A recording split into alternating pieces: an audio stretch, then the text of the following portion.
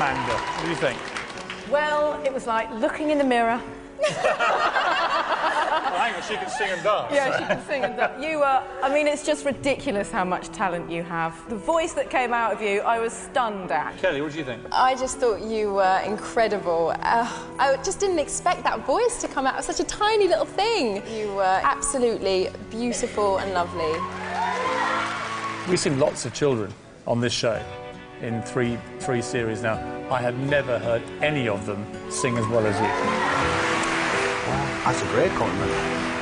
Let's go to somebody who I know loves this kind of thing. Oh, Holly, Holly, Holly. Let me tell you what I didn't like, Holly. I didn't like what you were wearing because you came over as just a typical little girl who wants to be a ballerina. I wasn't crazy about the song.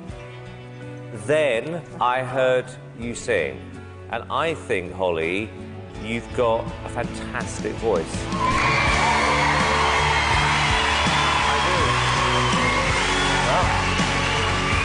And the fact that you don't know how good you are is what I really like about you. But I think this might just be the tip of the iceberg with you, because I think you're better than that.